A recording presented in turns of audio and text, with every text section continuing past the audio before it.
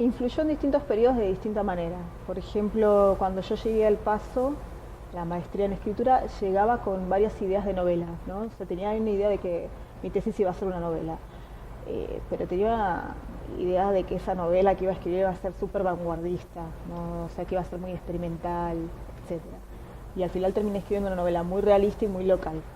Pienso que eso fue una primera reacción a vivir en Estados Unidos, ¿no? Especialmente de estar en la frontera, donde además de que estás hablando inglés, que no es tu lengua, la variante del español que yo hablaba era rara.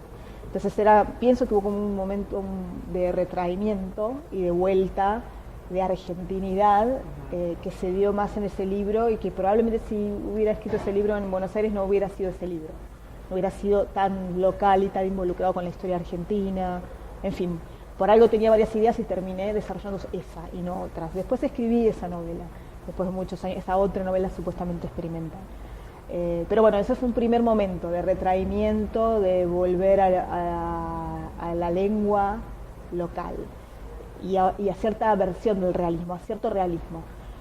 Después, en un segundo momento, influyó más la presencia del inglés en mi vida y el hecho, ustedes lo saben porque viven acá, esa vida medio esquizofrénica, ¿no? De que pensás en un idioma pero actuás en otro, tenés que interactuar en otro idioma. Eso ya en Pittsburgh. Entonces, eso tiene más que ver con el libro de cuentos que terminé ahora de escribir y hizo, no sé, si llamarlo que la escritura fuera un poco más universal, menos local seguro, porque también ya los temas son otros, pero también empecé a trabajar el español como si el español fuera una lengua extranjera. De eso voy a hablar mañana en la conferencia, pero en realidad haciendo entrar al español en ciertos ritmos que le son ajenos, que tienen más que ver con el inglés, ¿no? Entonces, eso sería como una segunda influencia o un segundo momento de este autoexilio, digamos. Y Las Poseídas, que estarían en el medio de esos dos momentos, tiene igual ya mucho de despojamiento de lo local. Ya el lenguaje es menos argentino, a pesar de que tiene cuestiones que tienen que ver con lo local. Me parece que es un lenguaje que apela más a algo neutro. Yo trabajé mucho esa novela pensando en las buenas traducciones del inglés. O sea, deliberadamente, en vez de leer en inglés ciertos autores, los leía en traducción para captar ese ritmo. Era como algo deliberado, ¿no? Y se nota más en el libro de cuentos que en Las Poseídas, pero en Las Poseídas ya se nota algo de eso. Bueno, el vivir en ciudades pequeñas como Pittsburgh tuvo que ver muchísimo con el libro de cuentos del que te hablaba antes, el libro de cuentos que acabo de terminar. Que hay un trabajo del lenguaje con el español entrando en estructuras del inglés, pero también en buscar microhistorias. Una de las cosas que tiene Pittsburgh, además de que no hay sol, es que en ese condado hay más ciervos que gente, ¿no? Entonces, noticias como esa, que para los que son del pueblo o de la ciudad no son ninguna novedad, para mí que era extranjera, eran muy llamativas. Entonces empecé a juntar cosas, más material de eso, ¿no? Más material de los ciervos, y de repente había videos en internet de un ciervo entrando en el medio de una operación quirúrgica, rompiendo un ventanal en un banco. Empecé a juntar todas esas cosas bien, no sabiendo bien qué iba a hacer con eso. Noticias locales. Después empecé a juntar ya de todo Estados Unidos, que en general en los pueblos es donde más encontrás esto, no en las grandes ciudades, como noticias bizarras. Y sin tener un super plan, esto de los ciervos derivó en la novela que estoy escribiendo ahora, y otras historias que fui recopilando durante esos años, después formaron parte de algunos de estos cuentos. Entonces sí, tiene una influencia al haber estado en ciudades pequeñas donde aparecen estos contrastes. En Buenos Aires me está costando. De hecho, cuando recién volví el año pasado, vivía en el centro y no lo soporté. La ciudad no es la misma. Yo me fui 10 años. La ciudad está mucho más caótica a nivel de la cantidad de gente que hay y del tránsito. El ruido era un factor que yo no registraba. Después de haber vivido en Pittsburgh me doy cuenta que me molestaba mucho. Me molesta mucho a la hora de escribir, por ejemplo. Hay que escribir con tapones. Sí, vivía en un departamento muy ruidoso. Entonces ahora me volví a mudar al conurbano, que es donde yo nací. Y es mucho más tranquilo, un poco más claro, un poco ese clima de silencio. Siempre fue la literatura en la que yo más me formé. Claro que la revolución latinoamericana es importante también, ¿no? Como escritores como Netti, que leí muy de joven, que Pienso que eso está, igual está ese sustrato. Pero la literatura que más he leído tiene que ver con Salinger, con Henry James y más cercanos también, ¿no? Laurie Moore, Alice Munro, pues ya en Canadá, pero son las escritoras o los escritores que estaba leyendo en el momento que te decía. O sea, entonces, por ejemplo, Al pie de la escalera lo leí en español a propósito, en lugar de leerlo en inglés. No, ya venía leyendo los cuentos de Laurie Moore y como estaba buscando impregnarme un poco de ese ritmo raro, deliberadamente la leí en español, ¿no? En traducción. Bueno, no me han traducido tanto. En realidad, Arte Menor se tradujo al alemán y yo no puedo leer alemán. Pero sí, ahora estoy trabajando con una traductora de mi segundo libro y las primeras cosas que me mandó no es que me parecieran fatales, sino que me parecían muy literales. Me parecía que estaba ella trabajando con demasiado respeto con el original. Entonces, no era que la traducción me parecía terrible, sino que no se había arriesgado a buscar una forma en el inglés para ciertas frases que eran, si las traducías literales, no tenían sentido, no aportaban por ahí la ironía que aportaban en el español. Y lo bueno es con el inglés es que yo puedo opinar y puedo trabajar con ella. En cambio, en otras lenguas no tengo idea, ¿no? Te arriesgas y confías en el traductor. Sin embargo, por ejemplo, mi traductora al alemán, aunque yo no sé alemán, por las preguntas que ella me hacía sobre la novela podía darme cuenta que era muy buena, ¿no? Porque me mandó varias veces correos con dudas y párrafos y frases donde estaba tratando de captar tanto el sentido como la forma, ¿no? Entonces, aunque no puedo dar fe de la traducción al alemán, creo que ha hecho un buen trabajo. Es cierto realismo local, cierto localismo en realidad me cansa, pero eso es un aprendizaje propio. No estaba más tanto hablando de otros escritores como de mí misma. Esto que te contaba de Arte Menor. Es un libro que yo hoy no lo puedo abrir, no lo puedo leer, porque siento que mi escritura fue por otro lado y le veo mucho como, tiene cosas de las que digamos, hay frases, hay momentos en la novela que me siguen gustando. Pero es esta esclavitud o este pagar tributo a los detalles locales, me parece que le dio a la novela una sobrecarga de información innecesaria. Podría ser una novela mucho más ligera, más leve, en el buen sentido, más elegante. Y ese título hacía referencia más a mi propio aprendizaje que a otras estéticas. Si vos apostás en una novela a una voz en primera persona que va a copiar la oralidad, vas a copiar la vida cotidiana tal cual es, listo.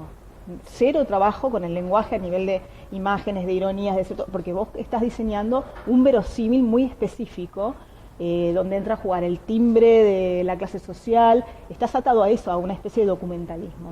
Entonces llega un punto que para un escritor eso puede ser obturador. Hay escritores que no, hay escritores que eligieron seguir por esa vía y armaron una estética en función de eso. Yo me siento más cercana a Falco o a Samantha Schweblin, ¿no? Escritores que ahora en mi escritura me siento más cerca a este juego con otros géneros, que te permite otra libertad. Eso lo que me parece que pasa en Las Poseídas es un poco lo que le pasó a mi generación, que era cuando vino la democracia yo tenía 12 años, es decir, durante la dictadura fue mi infancia, no entendía muy bien lo que pasaba. Y al tener ese momento de gran libertad y de exposición a la información de lo que había pasado, para mí fue un shock, ¿no?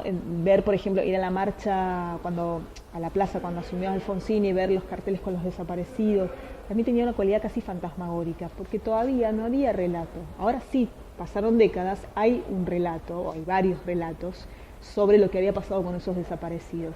Pero en ese momento, cuando yo tenía 12 o 13 años, era como estar literalmente en una película de terror. Era todo estas siluetas, me acuerdo muy bien de las siluetas, que eran como pancartas con nombres de los desaparecidos, pero no eran ni siquiera fotos, eran siluetas humanas.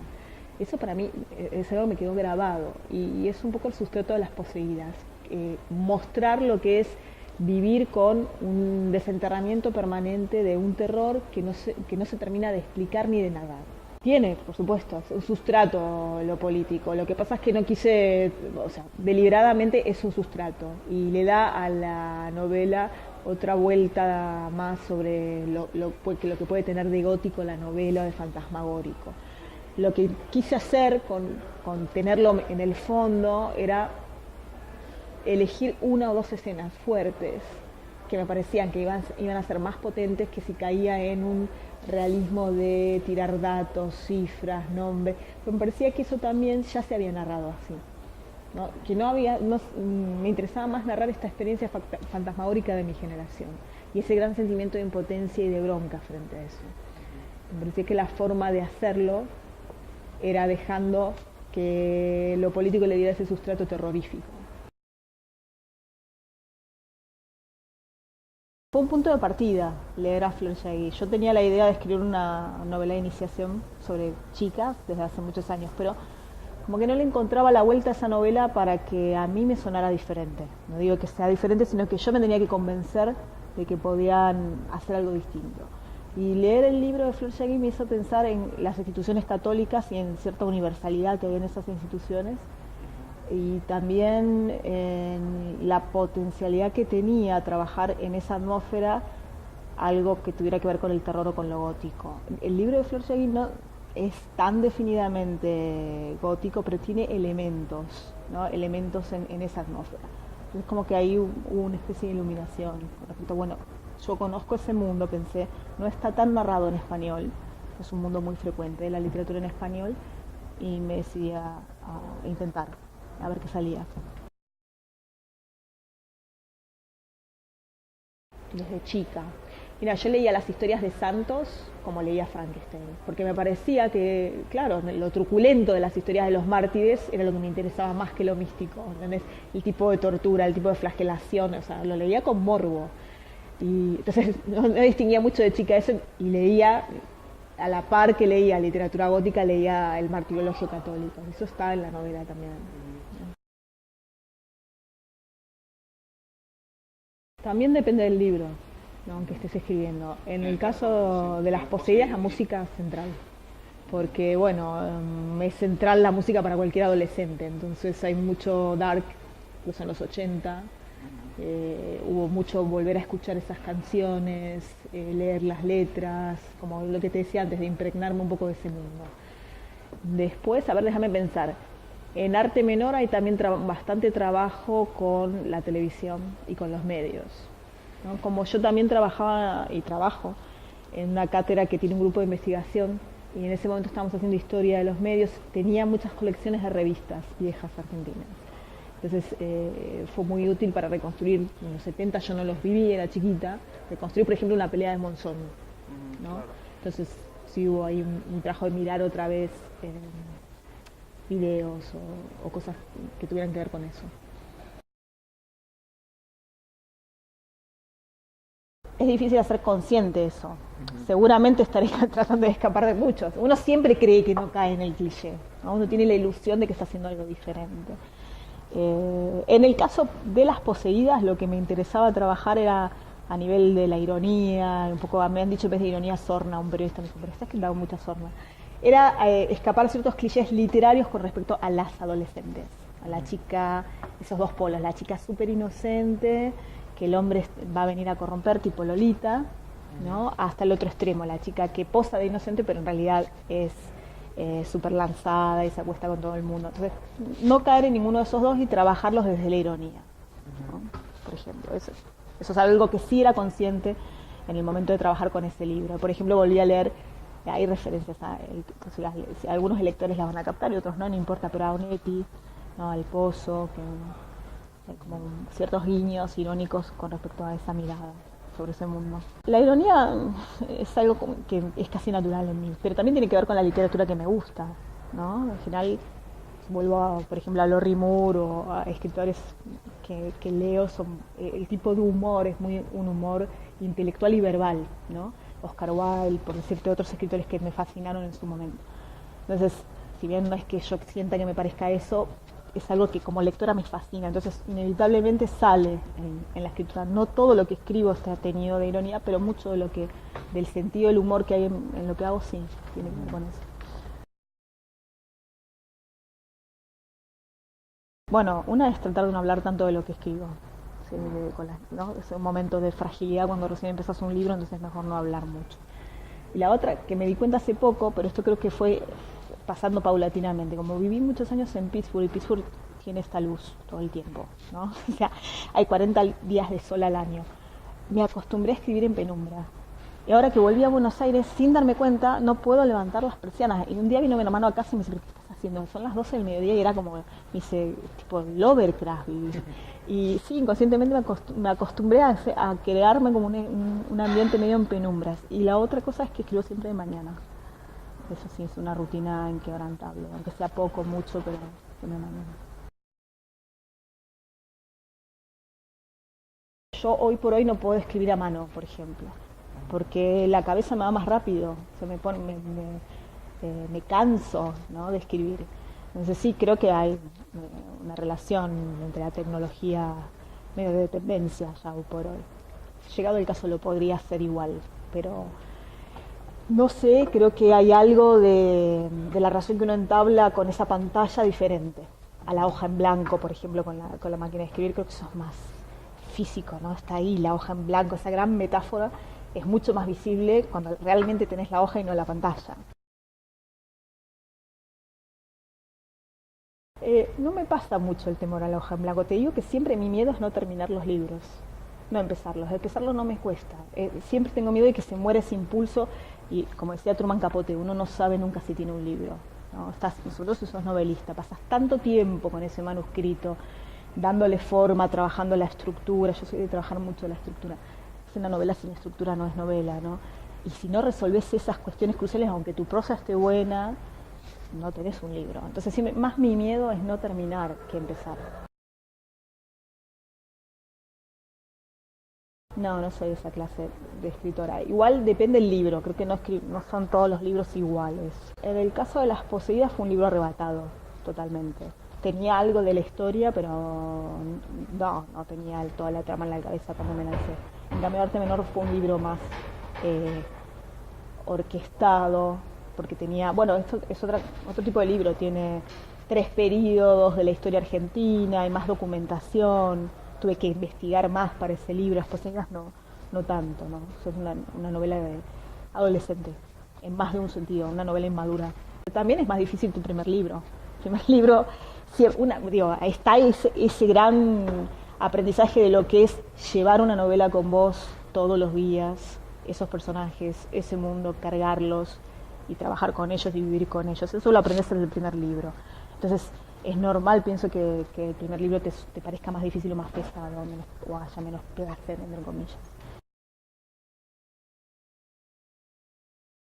No, pero sí, no así como fijos a los que vuelva. Lo que me pasa es que cuando tengo un proyecto de novela trato de nutrirme, de buscar lecturas que tienen que ver con la novela. No al nivel estilístico, no es que vas a buscar quiero escribir como tal, sino el mundo de la novela, ¿no? Por ejemplo, Las Poseídas, que trabaja tanto con lo católico, volví a leer a Santa Teresa o la Biblia, ¿entendés? Y ir impregnándome de ese mundo. O novelas góticas y La Otra Vuelta de Tuerca. Hay escritores a los que vuelvo. Henry James es uno, por ejemplo. Qué sé yo, podría decirte otros. Salinger, lo dije. Catherine Mansfield. Sí, o de lengua inglesa. Sí, en parte pienso que es bueno, yo siempre fui desde muy chica de leer cualquier cosa. Me crecí en una casa donde no había libros. Y entonces leía lo que me compraban, libros de aventuras, hasta los libros que tenían mi tías, que podía ser Corín Tellado, libros de periodismo. Siempre tuve una cosa muy ecléctica y creo que la sigo manteniendo. Pero una vez que empecé a leer ya más la tradición latinoamericana, que leía Borges, que leía Cortázar, que leía Onetti, claro, una gran fascinación de ver que esos eran los grandes escritores de ese momento, pero también después, cuando fui más grande, un poco sentir que esa literatura había perdido un poco el impulso. Ese momento de la metaficción a mí, como lectora en esos años, que era muy chica, por el 19 años, 20 años, no me enganchó. Y ahí fue donde me volqué casi de lleno a la literatura en inglés, ¿no? A esa lectura, por lo menos. Bueno, a ver, lo que pasa es que depende cuando uno pone el punto de cuando empezaste a escribir. Yo tenía un problema que era que nunca terminaba nada. Y siempre sentí, a pesar de que mucha gente, muchos periodistas me dicen, pero vos sos muy joven para todo lo que lograste, yo no me siento muy joven. Siento que perdí mucho tiempo entre los 20 y los 30.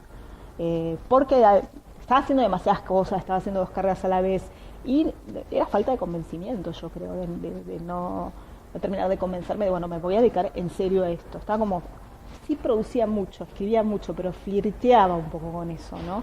Y también es un poco un aprendizaje, que ustedes también lo saben porque son escritores, de que transigir con la idea, de que de la idea que tenés a la frase o al cuento terminado o a la novela terminada hay una distancia abismal y siempre la idea te va a parecer más grandiosa, el resultado te va a parecer que no alcanza ese momento de iluminación de la idea.